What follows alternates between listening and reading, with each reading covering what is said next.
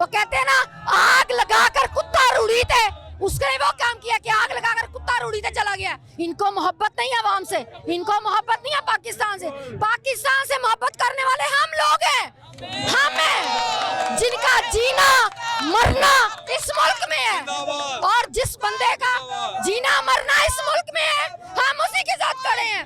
अवाम ने इनको मुस्तरद कर दिया है, अवाम ने बता दिया है कि ये चोर डाकू हमें मंजूर नहीं है।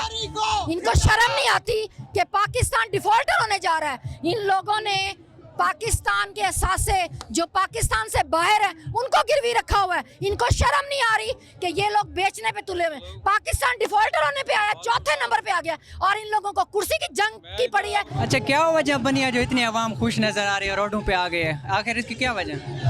पहले तो मैं अपनी कौम को और अपने लीडर कप्तान को बहुत ज़्यादा मुबारकबाद पेश करना चाहती हूँ। ये हक और सच की जीत हुई है, ये अवाम की जीत हुई है। अब हुक्मरानों का राज खत्म, अब अवाम राज होगा, अवाम के फैसले फैसले होंगे। और ये जो लोग इकट्ठे हुए हैं ना, अब ये देखें, यहाँ कोई कॉमेडी नहीं कर रहा, किसी ने कॉल नहीं किया, कॉल नहीं की, ये खुद आए हैं क्योंकि ये जीत की खुशी है। 3 दिन से आज जो लोग स्क्रीन्स पे बैठ के सुप्रीम कोर्ट का फैसला देख रहे थे कि कब रिजल्ट आता है, कब क्या आता है, हमें पता था कि पीटीआई की जीत होगी, और जीत हुई है। और ये चोर जो हम पर मुसल्लत किए गए थे, इम्पोर्टेड हुकूमत, इनको एक वाज़ेह पैगाम मिल गया है कि पाकिस्तान की कौम ने आपको मुस्तरद कर दिया है। पाकिस्तान की कौम आपको दोबारा देखना नहीं चाहती। क्यों ये सारा दिन, आज 3 दिन से क्यों ये पाकिस्तान की फिक्र नहीं है? क्यों ये कुर्सी की जंग लड़ रहे थे?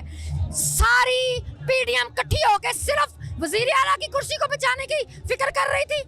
जिस दिन इसको वजीर आला बनाया गया उस दिन इस पे फर्द जुर्म आयद होने वाली थी। इसको जैसे तैसे करके इसको अमेरिका के कहने पे इसको वजीर आला लाया गया, वजीर आजम लाया गया।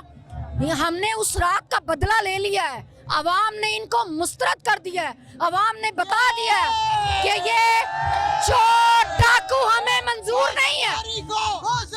हमने गुलामी नहीं करनी, हमें इबादत करनी है एक अल्लाह की, और उसके आगे झुकना है। और ये पाकिस्तान कलमे के नाम पे बना है, और इंशाल्लाह ताला इस कलमे के नाम पे पाकिस्तान को तरक्की से कोई नहीं रोक सकता। इमरान खान हमारा लीडर है, हम अवाम इमरान खान के साथ हैं। सारी दुनिया एक तरफ, सारा पीडीएम एक तरफ, और अवाम और इमरान खान एक तरफ। और ये हक और सच का फैसला हुआ है। सिर्फ ये इक़्तिदार में आए हैं, इनको सिर्फ इक़्तिदार की भूख है, खाने पीने की। इनको मोहब्बत नहीं है पाकिस्तान से। पाकिस्तान से मोहब्बत करने वाले ये लोग हैं जो आज जमा हुए हैं।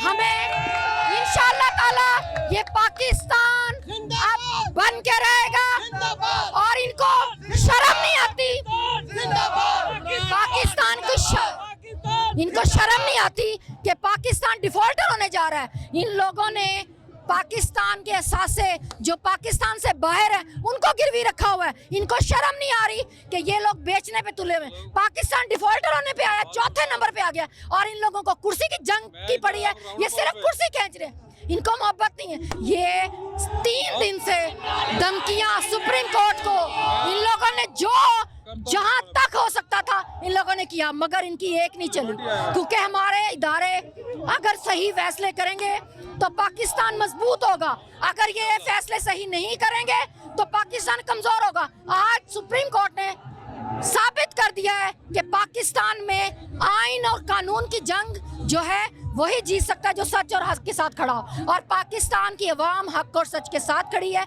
इमरान खान ने अपनी कौम में शऊर जगा दिया। अब हमारा काम है कि हमने इन लोगों को कैसे बाहर फेंकना है। इनका इधर है क्या? इनका इधर कुछ नहीं है, ये सिर्फ पैसा लूटने आते हैं। इनको मोहब्बत नहीं है अवाम से, इनको मोहब्बत नहीं है पाकिस्तान से। पाकिस्तान से मोहब्बत करने वाले हम लोग हैं, हम हैं जिनका जीना मरना इस मुल्क में है, और जिस बंदे का जीना मरना इस मुल्क में है हम उसी के साथ खड़े हैं। और इमरान खान वाहिद वो ईमानदार लीडर है जो इस मुल्क का सोचेगा, जो इस मुल्क को इस बहरान से निकाल कर इंशाअल्लाह ताला तरक्की की राह पर गामजन करेगा। क्योंकि उसने शेल्टर होम बनाए, उसने सेहत कार्ड बनाया, उसने किसान कार्ड बनाया, उसने जो काम किए आप देखें, एहसास कफालत प्रोग्राम, उसने जो काम किए गरीब के लिए किया, उसने अमीरों के लिए कुछ नहीं किया, उसने अपने लिए कुछ नहीं किया। मैं आपको ये एक वाज़ेह पैगाम देना चाहती हूँ इन चोरों डाकुओं को कि कितनी देर और हुकूमत करनी थी आपने, ये कुर्सी हमारी थी, हमने ले ली है, मगर आपने फिर अवाम में आना है, फिर आपको अवाम बताएगी कि हम क्या कर सकते हैं। ये वो अवाम है जो गैरतमंद कौम है, और वो गैरतमंद कौम साबित कर देगी कि हम आपके साथ नहीं हैं, हम आपको पार्लियामेंट से भी घसीट के नीचे फेंकेंगे। और इमरान खान ही अब 2/3 अक्सरियत से इंशाल्लाह ताला आएंगे, और 2/3 अक्सरियत से अब इमरान खान वापस आएंगे इंशाल्लाह ताला। और मैं परवेज इलाही साहब को मुबारकबाद पेश करना चाहती हूँ, और इंशाल्लाह ताला हम इस मुल्क की तरक्की में हर वक्त गामज़न है, और इंशाल्लाह ताला इस मुल्क की इंशाल्लाह ताला ये इम्पोर्टेड हुकूमत हमें कबूल नहीं है।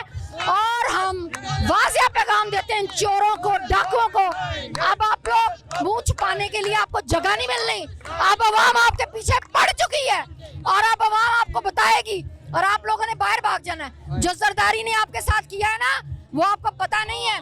जरदारी को पता था कि पार्लिमानी लीडर जो होता है ना, वही उसी का हक उसी का होता है कि वो वोट किसको डाले। उसने तमाशा दे के खुद दुबई भाग गया। वो कहते हैं ना, आग लगाकर कुत्ता रूढ़ी थे, उसने वो काम किया कि आग लगाकर कुत्ता रूढ़ी थे चला गया, वो दुबई भाग गया।